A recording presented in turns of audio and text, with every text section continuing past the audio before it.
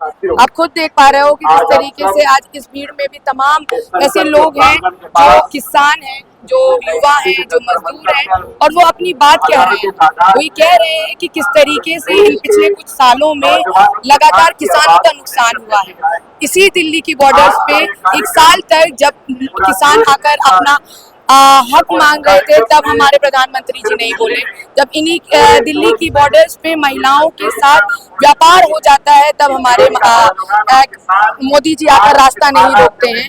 जब इसी दिल्ली में हमारे तमाम साथियों के साथ घटनाएं हो जाती हैं, बेरोजगारी बढ़ जाती है, तब वो अपना उनका रास्ता रोकने नहीं आते हैं।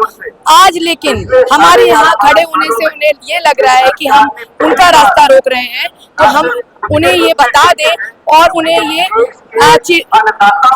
मतलब उनको ये बताना भी चाहते हैं और ये उनसे वार्निंग के तौर पे भी उनके साथ शेयर करना चाहते हैं कि हम युवा साथी, हम कांग्रेस, हम गांधी के वंशज उनका इस तरीके से रास्ता हमेशा रोकते रहेंगे जब जब वो देश का सौदा करेंगे, जब जब वो कॉम्प्रोमाइज होंगे, जब जब वो जाकर हमारी किसानों की मेहनत को, मजदूरों की मेहनत को ट्रंप के हाथों में दे देंगे, तब तक हम सभी लोग विपक्ष बनकर एक मजबूती के साथ उनके सामने खड़े रहेंगे। जो है देश को गुमराह तो मोदी जी ने पूरे देश को कर दिया है। अब उनका जो धर्म की राजनीति का हथकंडा है वो नहीं चल रहा है। अब मोदी जी जिस तरीके से भेदभाव की भावना से देश को बांटते आ रहे हैं, वो जनता समझ गई है। जनता जान रही है कि देश में गरीबी बढ़ गई है, महिला अपराध बढ़ गए हैं, युवाओं के पास रोजगार नहीं है, बच्चों के पास शिक्षा नहीं है, महिलाओं के पास स्वास्थ्य नहीं है। सब जान रहे हैं। एप्स्टीन फाइल्स में उन्हीं के लोगों का नाम लगातार आना, उससे मोदी जी भटकाने की प्रयास कर रहे हैं। इसीलिए आज वो कांग्रेस को शर्टलेस भी बोल रहे हैं, लेकिन वो ये भूल गए हैं कि कांग्रेस केवल शर्टलेस हुई है, लेकिन पूरी भाजपा शेमलेस है। जिसकी सोच ही ऐसी हो, वो इस तरीके की बात नहीं करेगा तो क्या करेगा।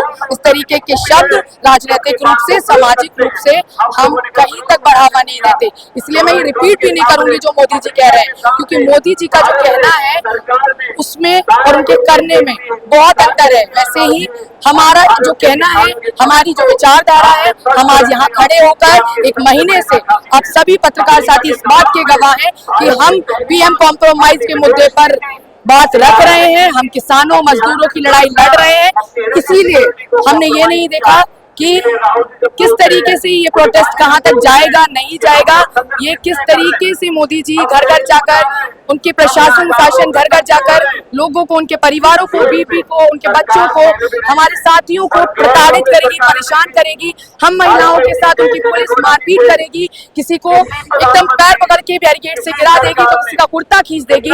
लेकिन हमें ये पता है कि आज वो चाहे जो कर ले, लेकिन सत्य की लड़ाई हमेशा जीतती है। और हम पीएम इस कॉम्प्रोमाइज के खिलाफ लगातार लड़ते आ रहे हैं और आगे भी इसी तरीके से अपनी आवाज बुलंद करते रहेंगे। जब आप लोग संसद के सामने अराजकता फैलाओगे, कौन सी अराजकता, कौन सी अराजकता की ये बात कर रहे हैं जो आशाराम बापू द्वारा फैलाई जा रही है देश में धर्म के नाम से?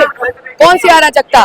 जो इनके हरदीप पुरी जैसे लोग एप्स्टीन फाइल्स में एप्स्टीन जैसे लोगों साथ मिलके और स्टेटमेंट देके कि हमें 4 बार मिला, आप 4 बार करने के किस काम के लिए उनसे मिले? अराजकता फैलाने के लिए? या फिर मैं ये कहूँ कि देश की बेटी जिसने मेडल जीता, उनके लोगों को, उनके बलात्कारियों को, उनके हैरेसमेंट करने वाले साथियों को जो संरक्षण दे रहे हैं, ये अराजकता है। मणिपुर में उनने जाकर एक स्टेटमेंट नहीं दिया, एक बार भी उन लोगों को, उस महिला के साथ खड़े नहीं हुए। यहीं पे जब एक किसी की माँ लगातार लड़ रही थी और बैठी हुई थी कि हमारी बेटी को न्याय मिले, हमारी बेटी के साथ जो अन्याय हुआ है, जो बलात्कार हुआ है, उनके दोषियों को सजा मिले, तब वो सजा नहीं दी जा रही थी, वो अराजकता है।